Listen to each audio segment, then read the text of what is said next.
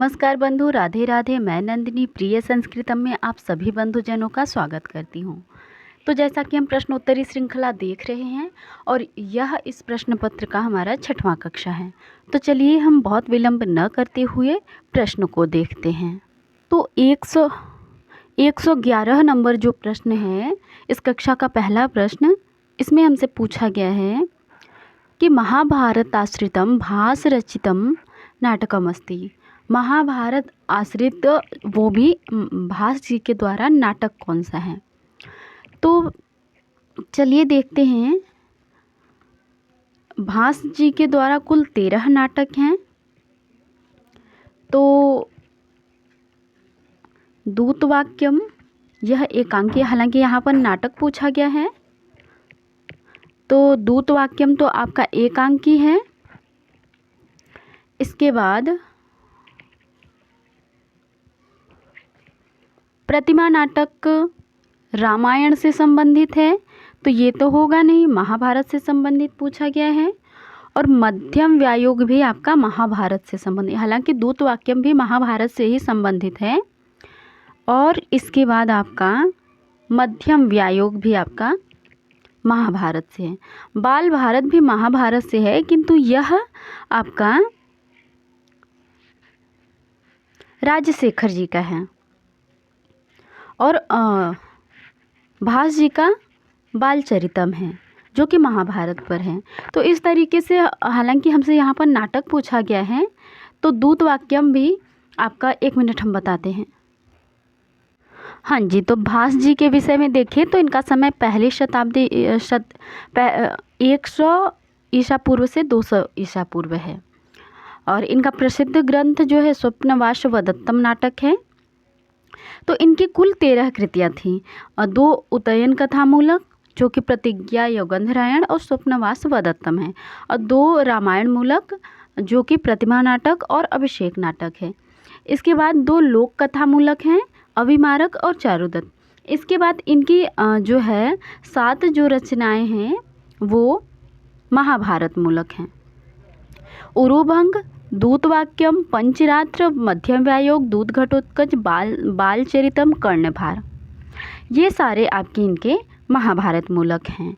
तो इस तरीके से, और सबसे पहले टी गणपति शास्त्री जी ने भास के 13 नाटकों की खोज की थी। तो इस तरीके से दूतवाक्यम और मध्यम व्यायोग इनका नाटक है, वो भी महाभारत आश्रित। प्रतिमा नाटक भी है इन्हीं का, भास जी का ही, किंतु ये रामायण आश्रित है। और बाल भारत भी महाभारत आश्रित, किंतु ये राजशेखर जी का है। तो चलिए अगले प्रश्न की ओर बढ़ते हैं। अगला प्रश्न है हमारा,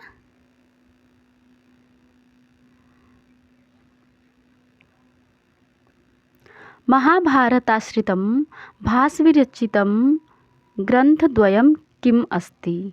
तो यहाँ पर पूछा जा रहा है कि महाभारत आश्रित, पिछला प्रश्न भी उन्हीं से संबंधित था।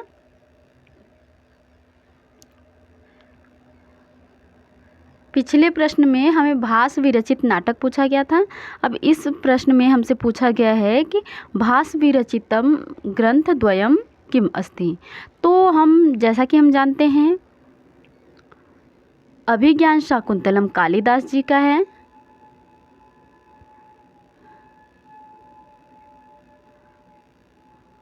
और अभी अभी हमने देखा कि स्वप्नवास वदत्तम, हालांकि यहाँ पर महाभारत मूलक पूछा गया है, तो स्वप्नवास वदत्तम आपका उदयन कथा मूलक हो जाएगा, 6 अंकों का नाटक। ये तो होगा नहीं। उरुभंग, दूत घटोत्कच, दूतवाक्यम, पंचरात्रम, मध्यम व्यायोग, बालचरितम और कर्णभार, ये आपके महाभारत मूलक है। तो इस तरीके से इस प्रश्न, ये पिछले प्रश्न से मिलता जुलता प्रश्न है, और इस प्रश्न का भी बी और डी विकल्प अर्थात चौथा सही है। चलिए अगले प्रश्न की ओर बढ़ते हैं। अगला प्रश्न है हमारा 113। तो इस प्रश्न में पूछा गया है कि अशोकस्य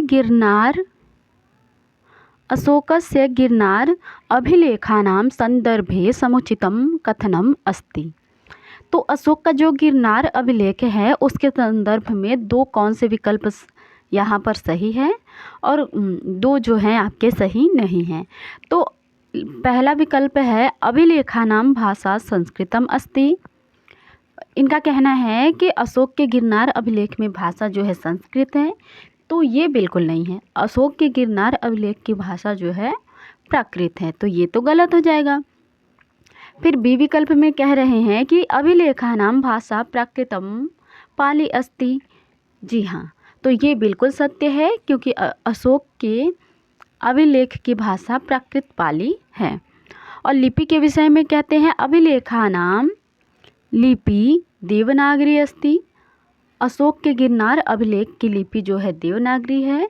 जी नहीं, अशोक के गिरनार अभिलेख की लिपि ब्राह्मी है।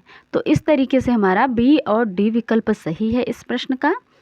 चलिए अशोक के गिरनार अभिलेख के विषय में अन्य तथ्य भी देख लेते हैं। जैसे स्थान ये गिरनार में तो पाया ही जाता है और जूनागढ़ महाराष्ट्र जो है वहाँ पे, और भाषा हमने देखी ही काल अशोककालीन लगभग 272 से 23 ईसा पूर्व। इसमें क्या विषय हैं तो हिंसा और समाज का विरोध, व्यक्तिगत जीवन इत्यादि। तो ये सारी बातें तो हो गई अशोक के अभिलेख के विषय में।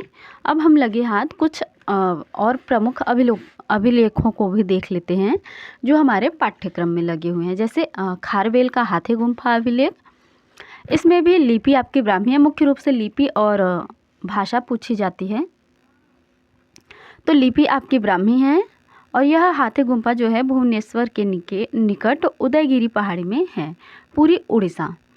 इसके बाद इसमें चेदी वंश राजा कलिंगाधिपति खारवेल के जीवन की घटनाओं का क्रमिक विवरण एवं उनकी राजनैतिक उपलब्धियों तथा लोक मंगल के कार्यों का उल्लेख है। मूल पाठ में ऐसा मिलता है नमो अरहंतानम नमो सव सिधानम ऐरेण महाराजेन महावेद वाहनेन चेतिराज व सवधनेन पसथ शुभ लखनेन। इस तरीके से, क्योंकि कभी कभी पंक्तियाँ भी दी जा सकती हैं कि यह किस अभिलेख से है तो बताना पड़ेगा। इसके बाद समुद्रगुप्त का प्रयाग स्तंभ अभिलेख है जो कि इलाहाबाद के उत्तर प्रदेश के इलाहाबाद में है और यह मूलतः कौशाम्बी में था जहाँ से इलाहाबाद में लाया गया। इसकी भाषा संस्कृत, लिपि ब्राह्मी है और काल समुद्रगुप्त लगभग 335 से 76 है। इसके बाद रुद्रदामन का जूनागढ़ अभिलेख, इसमें जो है संस्कृत भाषा, लिपि ब्राह्मी और जगह जूनागढ़ गुजरात। काल जो है रुद्रदामन के राजत्व कालांतर्गत अर्थात 72वां वर्ष।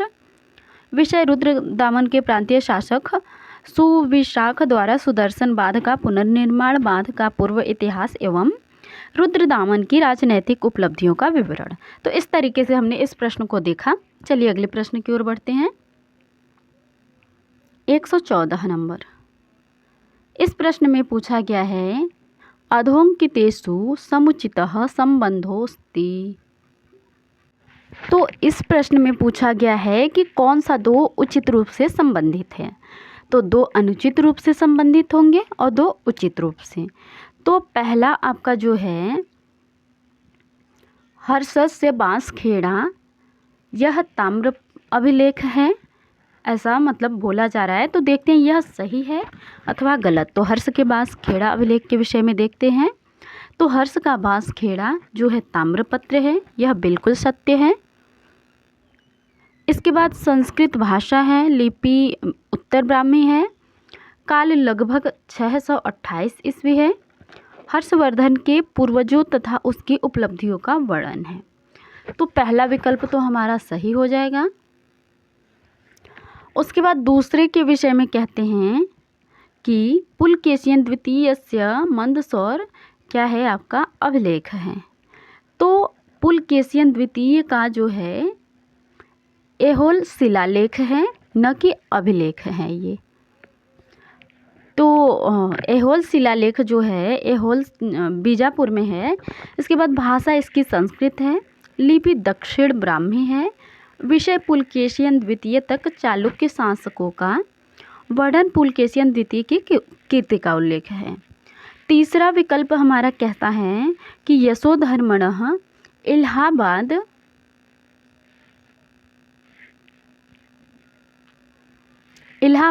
अभिलेखः। इलाहाबाद अभिलेख जो है वह यशोधर्मण का है। तो ये तो बिल्कुल गलत है, क्योंकि इलाहाबाद अभिलेख जो है समुद्रगुप्त का है। इलाहाबाद जो है स्तंभ लेख, तो यहाँ पर समुद्रगुप्त का प्रयाग स्तंभ अभिलेख जो है वो इलाहाबाद का है। तो यशोधर्मण का ये नहीं है, इसलिए यह गलत है। भाषा इसकी संस्कृत है, लिपि ब्राह्मी है, विषय समुद्रगुप्त का जीवन चरित्र तथा उपलब्धियों का वर्णन है। इसके बाद रुद्रदामन का जो है गिरनार अभिलेख है। हाँ जी, ये रुद्रदामन का गिरनार अभिलेख है। और हर्ष का बांसखेड़ा जो है वो ताम्रपत्र लेख है, अभिलेख है। तो रुद्रदामन का जो जूनागढ़ शिलालेख है, इसकी भाषा जो है संस्कृत है, लिपि ब्राह्मी है। और काल जो है रुद्रदामन के जो है वहीं समय, राजकाल के समय जो 72वां वर्ष है। इसके बाद विषय के बारे में देखें तो रुद्रदामन के प्रांतीय शासक सुविशाख द्वारा सुदर्शन बाद, जो कि अभी हमने पिछले प्रश्न में देखा, तो इत्यादि बातें हैं। इस तरीके से हमने देखा कि इस प्रश्न का हमारा ए और डी विकल्प सही उत्तर है, बाकी बी और सी गलत हैं। चलिए अगले प्रश्न की ओर बढ़ते हैं। अगला प्रश्न है हमारा 115। इस प्रश्न में क्या पूछा गया है? याज्ञवल्क्य स्मृतौ व्यवहाराध्यायस्य विषयो अस्ति। याज्ञवल्क्य स्मृति के व्यवहाराध्याय का विषय क्या है? तो चलिए देखते हैं। याज्ञवल्क्य स्मृति जो है महर्षि याज्ञवल्क्य प्रणीत याज्ञवल्क्य स्मृति है, जिसमें 3 अध्याय हैं। कौन कौन सा? आचाराध्याय, व्यवहाराध्याय और प्रायश्चिताध्याय। चूँकि हमारे पाठ्यक्रम में व्यवहाराध्याय लगा है, तो वहाँ से हमसे प्रश्न पूछा गया है। इसमें 1000 श्लोक है, जो कि अनुष्टुप छंद में है। प्रथम आचाराध्याय है, इसमें 14 विद्याएं, धर्मोपादान, आचार के 10 सिद्धांत आदि 13 प्रकरण जो है वर्णित हैं। दूसरा जो व्यवहाराध्याय है, जहाँ से हमारा प्रश्न पूछा गया है, उसमें 25 प्रकरण हैं। हाँ जी, 25 प्रकरण हैं। और इसीलिए और व्यवहाराध्याय जो है याज्ञवल्क्य स्मृति का हृदय है। इसमें ही सबसे अधिक प्रकरण जो है समाहित है, 25 प्रकरण। तो इन्हीं प्रकरणों का नाम हमसे पूछा गया है कि इन चारों विकल्प में से 2 प्रकरण के नाम सही है और 2 गलत है। तो हमें उचित प्रकरण का नाम छांटना है। तो हम क्रमशः पहले 25 प्रकरण का नाम देख लेते हैं, उसके बाद हम अपना उत्तर भी देख लेंगे। तो साधारण व्यवहार मात्रिका प्रकरण, असाधारण व्यवहार मात्रिका प्रकरण, ऋणादान, उपनिधि। ऋणादान हमारे विकल्प में है, तो ए तो हो जाएगा। उपनिधि, साक्षी, साक्षी प्रकरण भी हमारे विकल्प में है, अर्थात ए और डी हमारा सही विकल्प हो जाएगा। ए और डी तो दूसरा हमारा सही है। बाकी हम और भी देख लेते हैं। साक्षी प्रकरण, लेख्य प्रकरण, दिव्य प्रकरण, दाय विभाग प्रकरण, सीमा विवाद प्रकरण, स्वामी पाल विवाद प्रकरण, स्वामी विक्रय प्रकरण, दत्ता प्रदानिक प्रकरण, क्रेतानुशय प्रकरण, अभिपेत्य शुश्रूषा प्रकरण, संविद्य व्यतिक्रम प्रकरण, वेतनादान प्रकरण, द्युत समाह्य प्रकरण, वाक्पारुष्य प्रकरण, दंड पारुष्य प्रकरण, साहस प्रकरण, विक्रिया संप्रदान प्रकरण, संभूय समुत्थान प्रकरण, स्तेय प्रकरण, स्त्री संग्रहण प्रकरण और प्रकीर्ण प्रकरण। इस तरीके से हमारा 25 प्रकरण हुआ। इसके बाद हम तृतीय जो प्रायश्चिताध्याय है, आचाराध्याय, व्यवहाराध्याय और प्रायश्चिताध्याय तीसरा है, इसमें आपद धर्म, यति धर्म, प्रायश्चित आदि 6 प्रकरण हैं। तो इस तरीके से इस प्रश्न का हमने जो है विश्लेषण देखा। चलिए अगले प्रश्न की ओर बढ़ते हैं। 116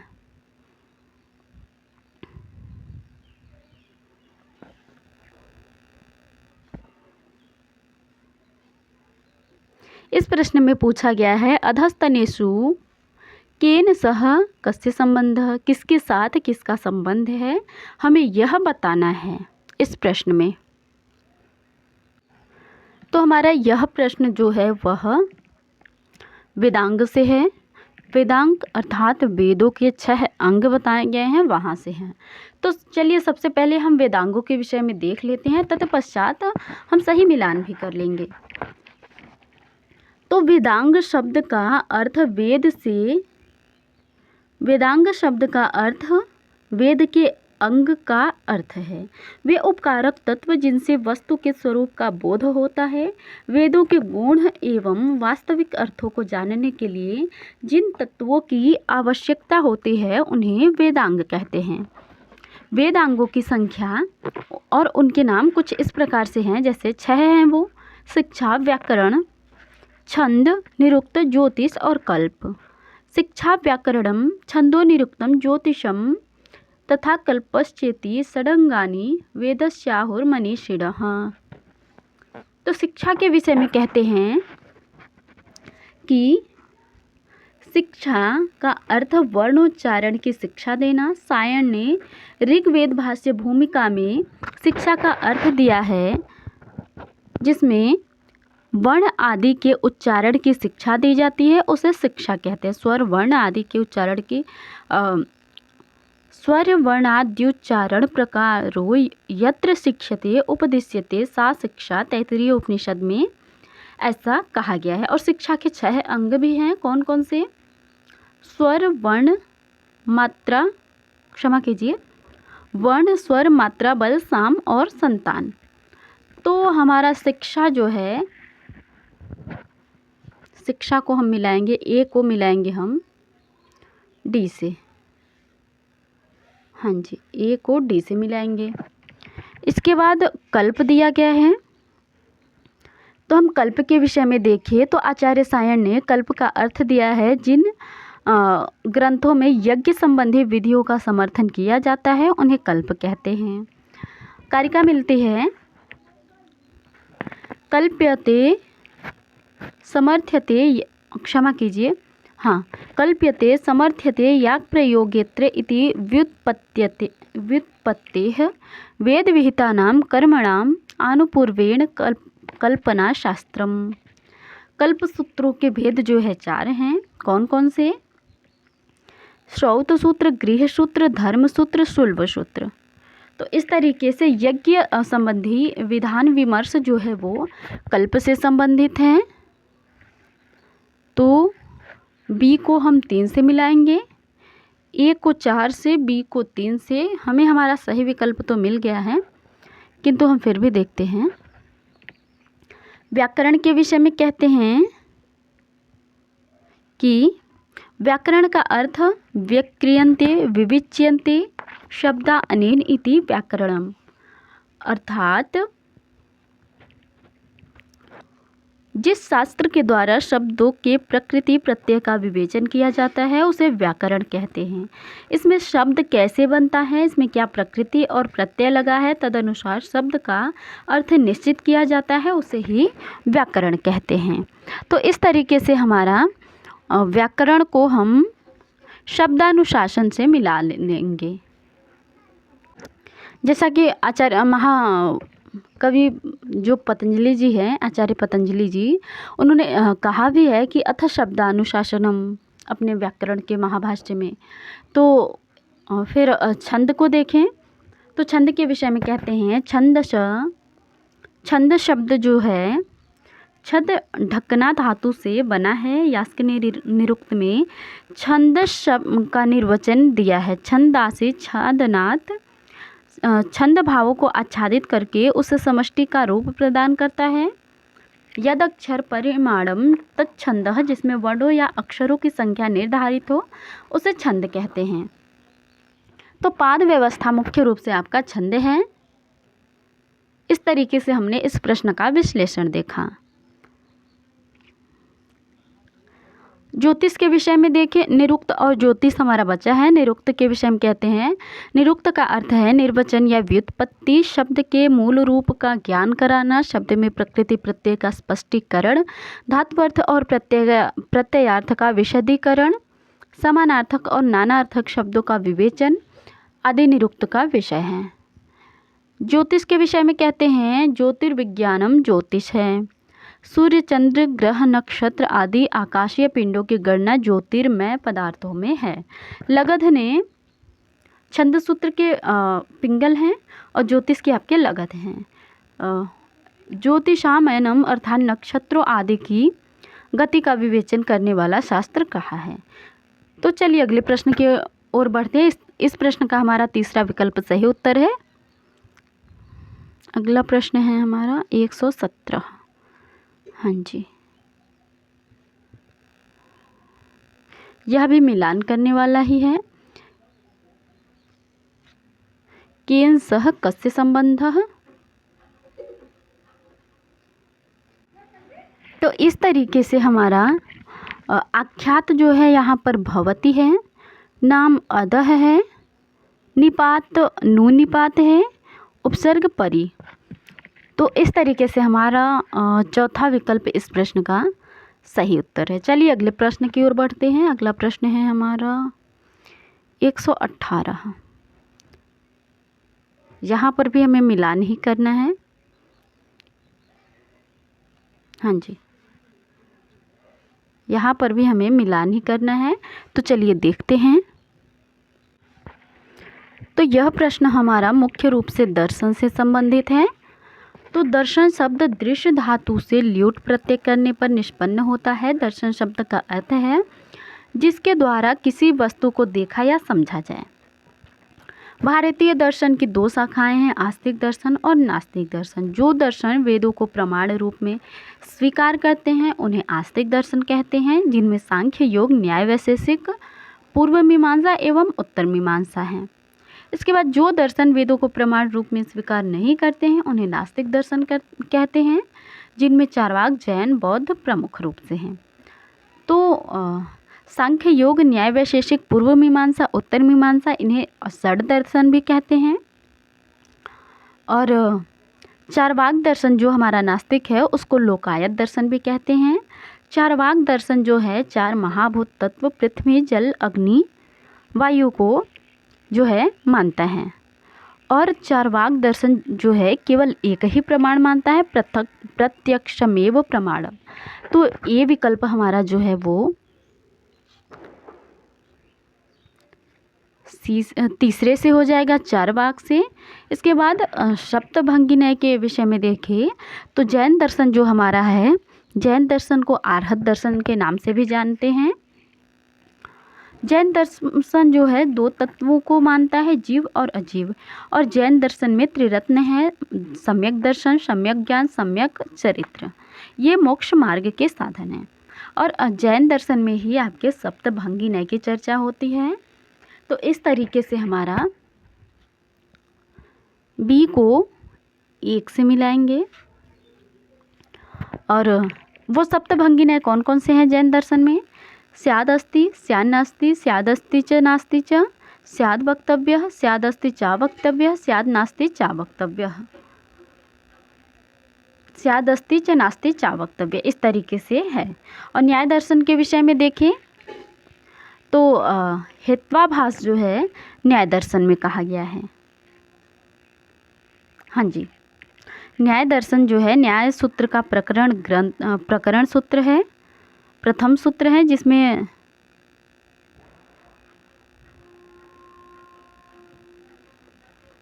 वो प्रमाण, प्रमेय, संशय, प्रयोजन इत्यादि वो प्रथम सूत्र है न्याय दर्शन में। और न्याय दर्शन में 5 अध्याय हैं जिसके प्रणेता गौतम हैं। और न्याय दर्शन में 16 पदार्थों जो कि प्रथम सूत्र में बताई गई है से मोक्ष की प्राप्ति बताई गई है। न्याय दर्शन 4 प्रमाण मानता है, प्रत्यक्ष, अनुमान, उपमान और शब्द।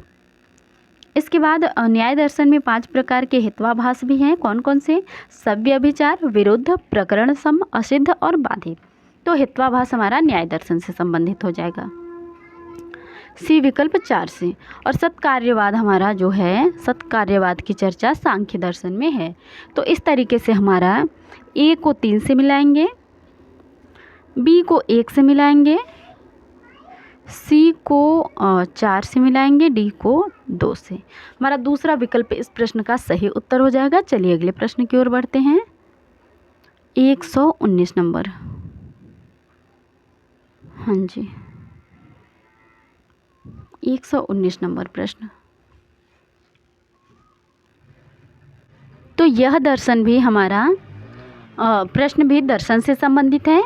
माध्यमिक आपका सर्वम शून्यम, योगाचार आपका जो है बाह्यार्थ शून्यम है, ये सब बौद्ध दर्शन से संबंधित है। और सौत्रांतिक आपका जो है वो बाह्यार्थानुमेयत्वम है। इसके बाद वैभाषिक आपका बाह्यार्थ प्रत्यक्षम है। इस तरीके से हमारा इस प्रश्न का पहला ही विकल्प सही उत्तर हो जाएगा। चलिए अगले प्रश्न की ओर बढ़ते हैं। अगला प्रश्न है हमारा 120। हाँ जी, इस प्रश्न में भी हमें मिलान ही करना है। तो 20वें प्रश्न में भी हमें मिलान ही करना है इस तरीके से।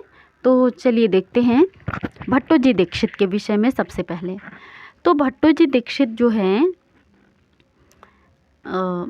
इन्होंने शब्द कौस्तुभ के अतिरिक्त सिद्धांत कौमुदी और उसकी व्याख्या प्रौढ़ मनोरमा लिखी है। तो शब्द कौस्तुभ इनकी है यहाँ पर। हालांकि इन्होंने बहुत सारे ग्रंथ लिखे हैं, किंतु यहाँ पर हम सिद्धांत कौमुदी के उत्तर कृदंत के अंत में शब्द कौस्तुभ का उल्लेख करते हुए कहते हैं, इत्थम लौकिक शब्दानां दिङ्मात्रमिह दर्शितं विस्तरस्तु यथाशास्त्रम दर्शितः शब्द कौस्तुभे। और शब्द कौस्तुभ के टीकाकारों के विषय में देखें तो नागेश भट्ट ने विषम पदी लिखी है, राघवेंद्राचार्य जी ने प्रभा टीका लिखा है। इसके बाद वैद्यनाथ पायगुण्य जी ने प्रभा लिखा है, विद्यानाथ शुक्ल जी ने उद्योत टीका लिखा है, भास्कर दीक्षित जी ने शब्द कौस्तुभ दूसर नाम की टीका लिखी है। इस तरीके से हो गया। इसके बाद नरेंद्राचार्य जी के विषय में देखें तो श्री नरेंद्राचार्य कृते सारस्वते क्षेमेंद्र टिप्पम समाप्तम। इससे प्रतीत होता है कि न्याय सूत्रों का मूल रचयिता नरेंद्राचार्य नामक वैयाकरण थे। ऐसा कहाँ मिलता है? क्षेमेंद्र कृत सारस्वत प्रक्रिया के अंत में। तो इसलिए हमारा बी को हम डी से मिला देंगे। और वामन के विषय में देखें तो इन्होंने काशिका लिखी है, वामन जयादित्य जी ने। तो इसलिए हम सी को 1 से। नागेश भट्ट जी की तो लघु मंजूषा, परम लघु मंजूषा इत्यादि जो है बहुत प्रसिद्ध रचनाएं हैं ही। तो ये 4 को 3 से मिला देंगे। बाकी नागेश भट्ट जी जो हैं वो महाराष्ट्रीय ब्राह्मण थे। इनके पिता शिव भट्ट और माता सती देवी थी। नागेश भट्ट ने हरि दीक्षित से व्याकरण का अध्ययन किया था। हरि दीक्षित जो हैं भट्टोजी दीक्षित जी के पौत्र थे। इसके बाद महाभाष्य प्रतिपोद्योत में नागेश भट्ट ने अपने 2 ग्रंथ लघु मंजूषा और शब्देन्दु शेखर उद्धृत किए हैं। नागेश भट्ट के वृत्तिदाता प्रयाग के समीप जो हैं श्रृंगवेरपुरम के राजा राम सिंह थे। इस तरीके से हमने इस प्रश्न का जो है ए को हम 4 से मिलाएंगे, ए को 4 से मिलाएंगे तो हमारा एक ही विकल्प बचता है यहाँ पर। क्षमा कीजिए, ए को 4 से नहीं, ए को 2 से मिलाएंगे तो भी एक ही विकल्प है, चौथा विकल्प। ए को 2 से मिलाएंगे, बी को 4 से मिलाएंगे, सी को 1 से मिलाएंगे और डी को 3 से। इस तरीके से हमारा चौथा विकल्प इस प्रश्न का सही उत्तर है। तो मिलते हैं अगले प्रश्न में, अगली कक्षा में अगले प्रश्न के साथ। उम्मीद करती हूँ आप लोगों को प्रश्न उत्तरी बहुत पसंद आ रही होगी। यदि चैनल पर नए हैं तो सब्सक्राइब करें, वीडियो को लाइक करें और अच्छे कमेंट करें ताकि आगे आने वाली वीडियोस भी आप लोगों को मिलती रहें। तो चलिए कक्षा समाप्त करते हैं। धन्यवाद।